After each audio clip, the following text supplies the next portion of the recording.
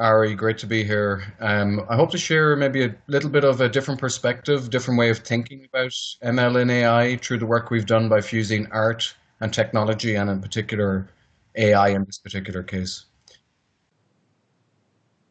So, and just to let you know, on the AV side, I'm hearing back with a like a 30-second delay. What's it saying?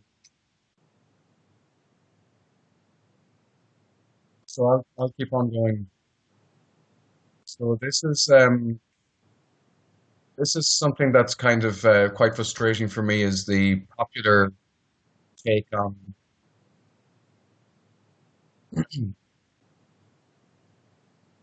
mute the webcast. Okay, give me 1 second.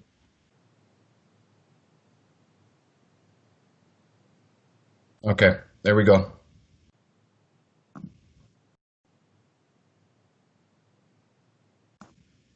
Okay, got it.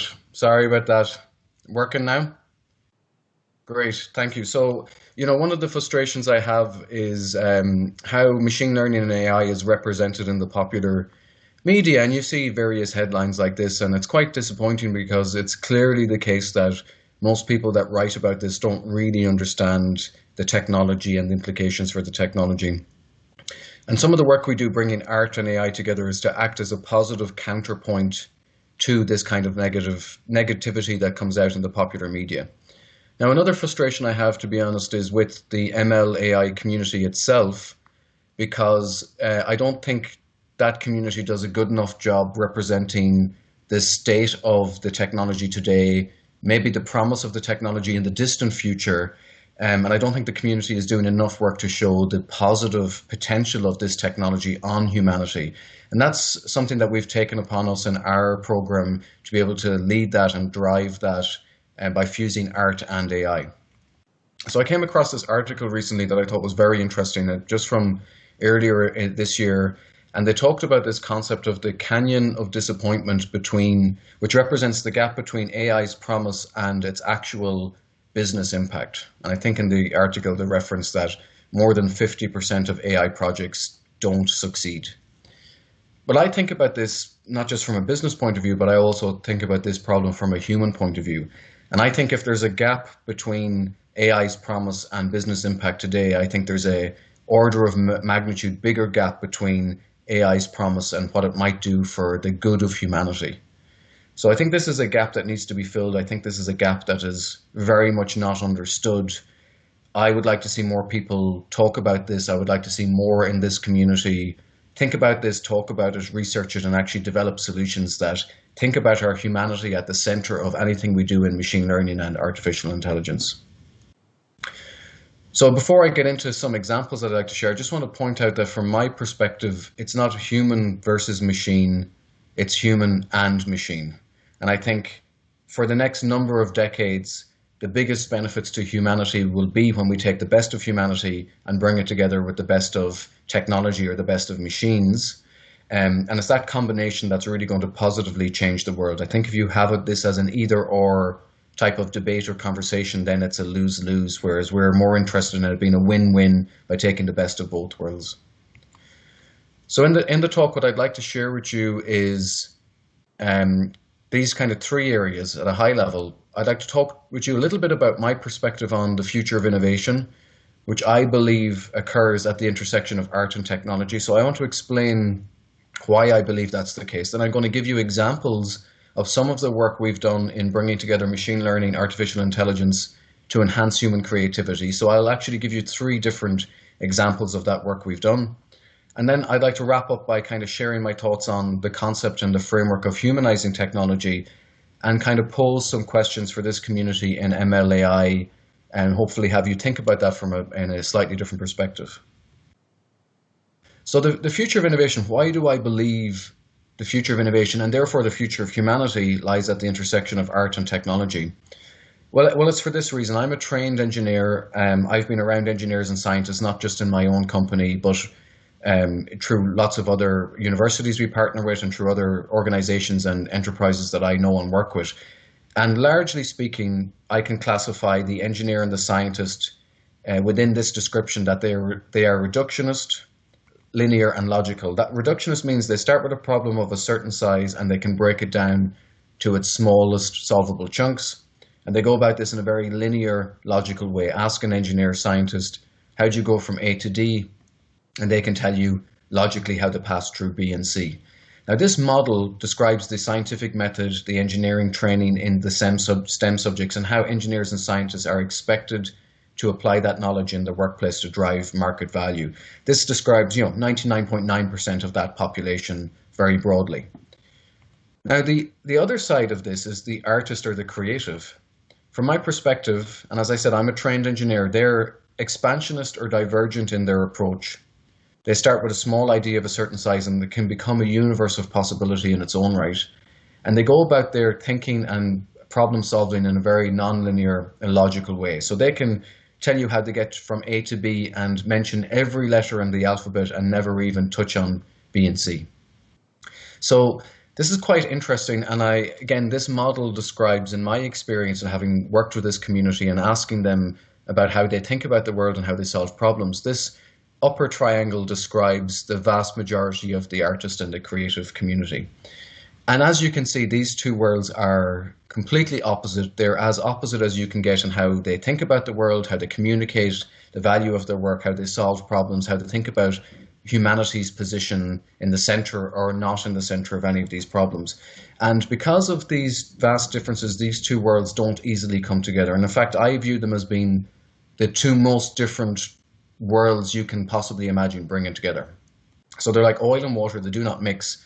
That's why naturally these worlds don't come together. There's a lot of inherent miscommunication, misunderstanding, and friction.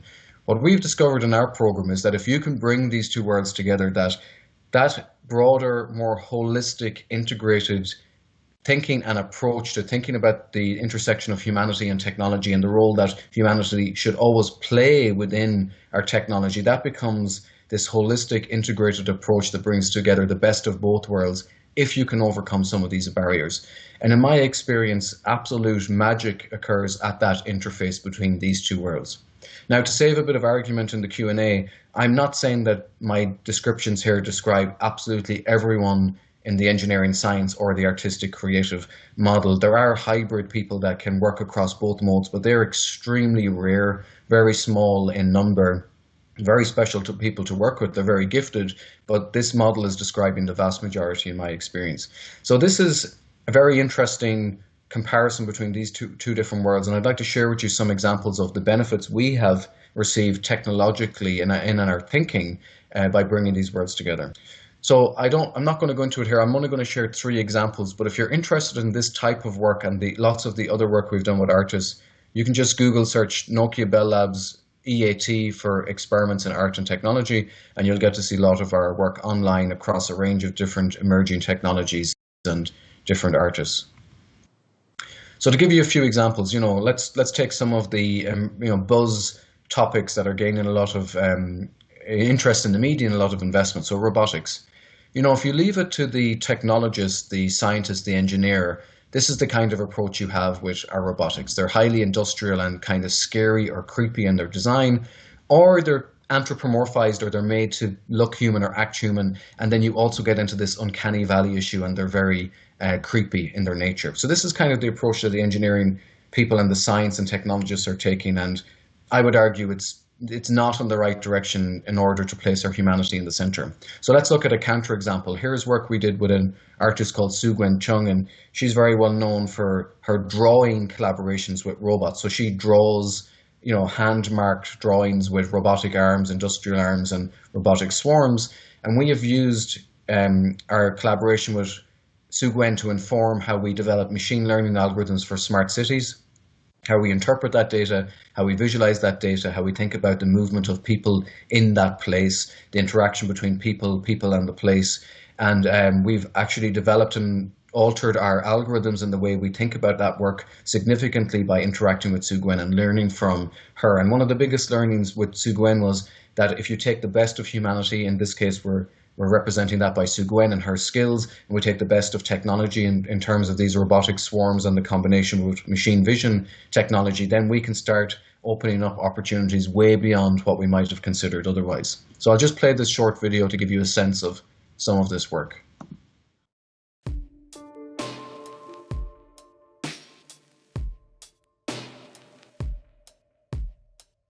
My work to date has been about combining the hand-drawn line and the intuitive gesture with different types of algorithms and computational technologies. And that's turned into investigation into human and robot collaboration, thinking about, what's the next stage of the interface today? I've done a number of things at Bell Lab. In recent years, my work has been in video analytics, and I'm trying to expand the applications from simply public safety to interactiveness and to art. I have no expertise in art, and so when the Artist in Residence program at Bell Labs began, I was thrilled, because now this was a partnership. I could provide what I knew how to do, and these artists would have new and wonderful and very different ideas than I had even conceived. So let's talk about VR, virtual reality, and augmented reality a little bit. Again, if we leave it to the technologists, this is the kind of dystopian technological zombie state that they would expect us to live in. All of these very clunky haptic gloves and VR devices, and of course this is a bit of a joke here, but it's not far from reality. So we've worked with a number of artists to explore the worlds of VR and AR. And this is, again, you won't hear the sound, that's fine, but this gives you a visual representation from an artist. This work is called Hyperreality, and this talks about the potential dystopian nature when you engage AR plus ML and AI, and how companies, large tech companies, might try and monetize your attention and monetize your existence, and how your existence might become completely overloaded by advertisements when you fuse the physical and the digital. So you can see here all this digital noise that's represented in the video, and this is a very fair representation of what might occur in the next 1 to 7 years. This type of technology. So again, if you're interested, check this out a bit more. I'm just going through it quickly here. We did work with an artist called Lisa Park on a project called Blooming, and we wanted to understand the importance of human touch in the human condition, and how might we understand that importance when we start connecting people over digital technology at a distance. And one of the biggest learnings we had here, we worked with a lot of sensor technology, again, machine vision technology, looking at ML and AI in different ways. One of the biggest learnings we had through this work with Lisa Park was the importance of actual human physical proximity and physical touch, and the importance of that in the human condition. And if you don't understand that, it means when you develop communication and collaboration technology that ignores that, it means that you're missing out on some connection to our humanity, and therefore that's why a lot of these technologies don't serve a good value or a good need to our humanity. So I'll play this again. You might not hear the sound, but you'll get a sense of the visual and how we've integrated some of the technology to bring art and technology together.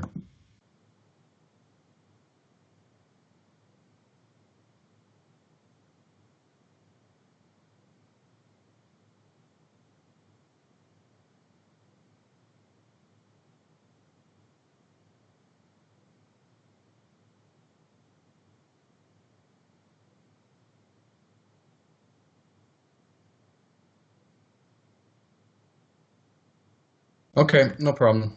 It's fine. The audio isn't super important. So let's move on. Let's talk about a full-blown machine learning AI project we did with an artist. Again, this is in the area of AI, and as you know very well, I talked earlier, and you know very well from the popular media, there's a lot of negative discourse in this, a lot of bad imagery and bad connotations. I came across this little graphic that I thought was very interesting. It says bad AI comes from bad data. I think bad data comes from bad data scientists, and I think bad AI and how AI is going to negatively impact humanity today and in the future comes from these worlds of data science and machine learning and AI, where people are not considering the implications for humanity. And I think this is something that really needs to change drastically in the way we train folks in this field, and how corporations expect this type of technology to be applied. So we did work with an artist called Reepsone. He's a beatboxer. This is one of these people that can make their voice sound like a computer. And he did some work. He's also very passionate, very frustrated by the negative discourse in the media around the role that ML and AI will play. And we wanted to work on a project together where we would prove the creative potential of AI. So is there a way that we could work with him and his voice in a unique way with machine learning and AI technologies, so that we could prove that AI has the potential to enhance the creativity of all humanity? And if that was the case, what might that do for the betterment of humanity? So in this project, he trained machine learning algorithms on his voice on how to beatbox. And after a period of time, those algorithms developed a level of maturity, sound and techniques where it kind of sounded like him, his voice and his techniques, but was actually distinctly different. And what we discovered was those algorithms output sounds and techniques that he has never done in his life before. So think about this. This is one of the best beatboxers that has ever lived. Prior to this project, he felt he had saturated the capability of his voice. He didn't think that his voice could reach these levels. And then we developed this, what we call the second self, this AI digital twin of him on how to beatbox. And then he now has this collaboration tool that's almost like him, almost equally as capable as him in technique, but now distinctly different and creates different sounds and techniques. And him being able to collaborate with this second self, this AI digital twin of him beatboxing, has enabled him to what he calls level up his voice quite substantially. In other words, he has taken his voice to a new extreme and he's composing in new ways and doing new techniques. So this is very fascinating. He's one of the most creative people I know, best in the world at beatboxing, thought his voice had reached a saturation level and capability. And we developed this second self of him that he trained, and now in the process, this tool is helping him be more creative. So I think a lot about if we could develop more machine learning AI technology with that type of sensibility in mind, what might we do for the overall creativity of humanity, and how might that better humanity globally if we did it the right way for the right reasons with the right people? Instead of this kind of constantly trying to seek out productivity gains and efficiency gains. And I understand that's all important from a market reason, but there's also this human side of it that we need to embrace.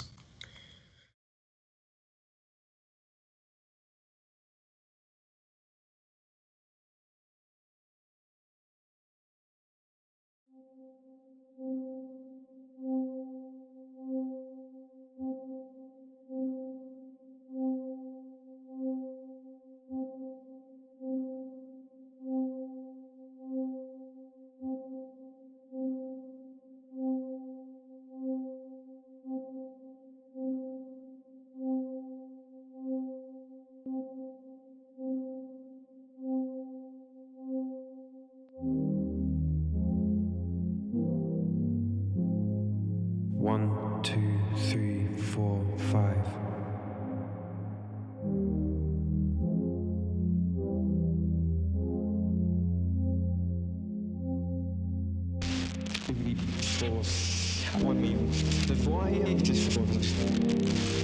One, two, three, four, five. Enough for a piece of rosum. Let's listen.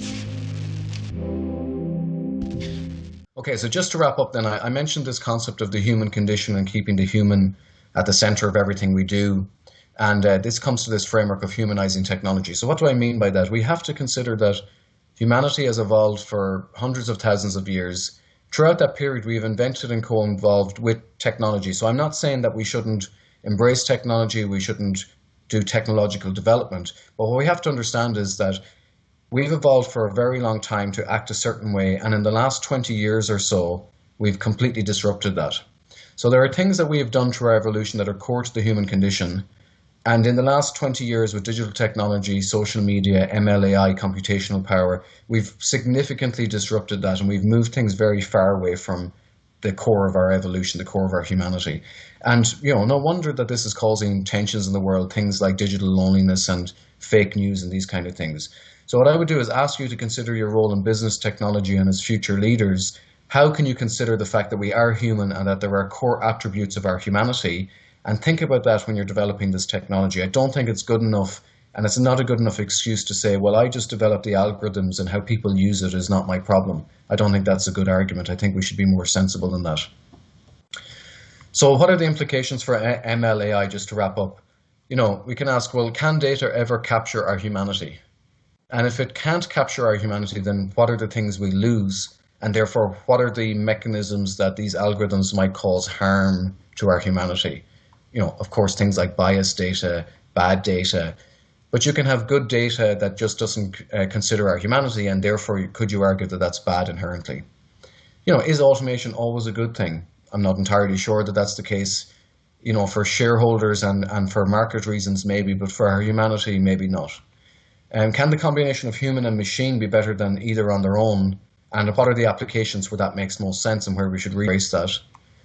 And really this question of how much productivity and efficiency gain could we achieve if we used machine learning and AI to enhance human creativity, rather than this concept of developing algorithms that might replace humans in the loop, but how could we use the algorithms to enhance our humanity and our creativity? And these are some of the things I think a lot about now in the work I do, and I'm only able to think about them this way because of these various interactions with the artistic community that are bringing this very different perspective to our work and how we think about the intersection of humanity and technology. So with that, if you want to follow up with me on any of the social platforms, please do. Google search Bell Labs Experiments in Arts and Technology to learn more and to hear some of the sounds behind the videos that didn't play on the audio side. And with that, I'd like to close the presentation and open it up to some questions. Okay, great. Thanks a lot, Domhnaill. So let's go to a couple of questions. So one, maybe you could talk about some of the community engagement to bring some of the artists and the tech folks together. What are your thoughts on that? Yeah, so we have a very particular way. We have multiple ways of doing this, as you can imagine, but the most impactful way is that we have an artist residency program that we have designed to be very different to most of the residency programs in tech or in industry in general. So we select our artists and we bring them in for at least a year at a time. They become extensions of our research teams. We give them studio space in our facilities. They spend a number of months getting to know our people and our research and our technology and how we think about our technology and our culture. They share their perspectives. So it's this mutually beneficial two-way sharing of knowledge and perspectives. And then after a period of a few months, after all of that learning, they decide what is the project they would like to do with us in a certain area. So then we have this deep collaboration mode for more than a year at a time. And then we take the learnings of that and bring it back into our research and our technology development. But we also show the output of that in an exhibitable way, either through, an exhibit at South by Southwest or like this documentary series with the beatboxer. And then what we try and do is not just exhibit the work in a static or abstract form, but we program around talks and panel sessions around that, where we bring our artists together with our engineers and scientists, and we have them share openly what are the tensions that arose, where were the miscommunications, how do we overcome those barriers, and then what were the positive outcomes once we all got on solid ground, and what were the ways that we are doing things differently as engineers, scientists, and as artists after this type of collaboration. Great, interesting. Let's see, next one. If you think more about the social implications of this, maybe not necessarily in one industry, but more adjacent industries. I think we lost the audio. I can hear you. I can't hear Domhnaill. He's speaking, but can't see him or hear him.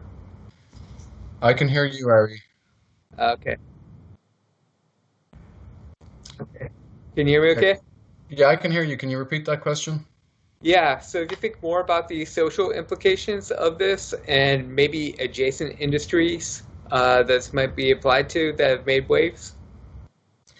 Yeah, I mean, the social implications of this type of work is really, we would want this type of work to inform a change in the education of folks in these fields, and then the expectation on industry and how this type of technology should or should not be leveraged. So I think that's critically important. It's trying to open up the knowledge space around what are the dangers of ML and AI and how it's being developed today, and what are the ways that it could be used for greater social good, and what are the different ways of thinking to enable that greater social good. So these types of approaches are very broad. They're not industry specific. Any of the things I talked about, although we come from the telecommunications industry, but anything I talked about here are broadly applicable across any industry and any kind of different discipline. So I think a lot about those side of things, and I think it has to come down to education both on the folks that are coming out of these fields from college, but also education to the executives and companies around the fact that there are going to be potentially extremely negative consequences for humanity if you don't consider our humanity in light of this technology. And I try and do a lot of work around executive education, but also work with universities quite a lot on helping them understand maybe a different way of educating these folks that are coming out of the STEM fields so that you shouldn't just be obsessed by the technology and algorithms and efficiency, but to always consider the human condition in anything we do. Because if you think about it, I mean, the human side of things is always the thing that's most complex, most nuanced, most special in our existence. And we shouldn't allow the technology to be the gods that drive everything we do. I think we need to take some ownership back in our humanity. And one of the most critical emerging technologies of our time is MLAI, and how MLAI has been applied to every other emerging technology. So it's like this transversal, foundational emerging technology that's playing a role in every other emerging technology. And therefore, it's the criticality of that is beyond kind of understanding currently. And these are the kind of things we need to drive when we think about broader social implications. Right, interesting. And speaking of the university side of it, you've seen some of the ethics being infused with new programs as part of more of the undergraduate research in data science, for example, right? What are your thoughts on bringing more of the creativity into this? There's talks around machine learning user experience, one side of it, but do you see the universities bringing this into as part of the program? I see some of the top tier universities trying to institute programs that bring the integration of the arts across all of the disciplines in the university. But as I said, because MLAI is kind of this transversal technology foundational across many others, it seems to be the one that's most common. So I do see an emergence of this new way of integrating the arts with technology with a focus on MLAI. There are many universities that are trying to do this at scale. Of course, they're fighting a very stagnant mode of education. Yeah. And this is quite different and distinct. And this kind of cross-discipline, interdisciplinary collaboration, and especially this concept of arts integration, is quite new. And there are some barriers to be overcome there. But I believe it's critically important. And I can also say the best talent that we have on staff and the best talent that we seek out to hire are the people that have this combination of the deep scientific engineering background plus this creativity. And it's this kind of emerging role of the creative technologist is where we see a lot of big impact in these kind of areas where people can, to use this analogy of right brain and left brain, right? So I think that's very critical. And I think the most impactful employees of the future will be the ones that can bring those two sides of the brain together, if you even believe in that concept. But notionally, that creativity plus the engineering scientific discipline, how you bring it together in a compelling way, they're going to be the most impactful. And the universities that embrace that today, educate in that way, have these interdisciplinary programs, they will churn out the most sought after future employees of these big companies. Great, very interesting. To bring some more of the creativity, some of the storytelling narrative, right, combined with some of the technology to it, along with the ethics. One last question we have time for. Think of more in particular industries like financial, government, energy, ones that are more regulated and have compliance to it. What are your thoughts on that, infusing some of the creativity behind this? Yeah, I mean, I'm not sure you get any more regulated than telecommunications, right? I mean, that's the industry I'm in. So one kind of smart answer to that is, well, if we can do it, then I don't understand why any of these other highly regulated industries couldn't do it. But I think one of the things I see, say, if you take the financial industry, when they do engage artists, it's typically in a very transactional way. It's around marketing and brand, or it's around, well, we've got complex data. Hey, artists, can you make it look cool? And I think that's a very limited way of trying to leverage the benefit of bringing these worlds together. Artists are far more than just making data look cool. And they can do far more for you than just helping expose your brand. So if you bring artists deeply into your organization, have them part of the actual teams on staff, fully embrace their different ways of thinking, I guarantee you will come out with different models for engaging the customer. You will come out with different models for thinking about how your data should be used for the betterment of humanity. You will start questioning yourself in a much more human-centric way. Do you know what? Should we really be engaging the consumers this way? Could this be okay in the next year, but be a negative in 5 years? And you will open up the mindset of the employees and the executives to a much more human-centric perspective on everything they do. And I would argue that can only be a good thing, and I don't see there being anything in regulation that would stop that or hinder that or mean that you shouldn't embrace these different perspectives.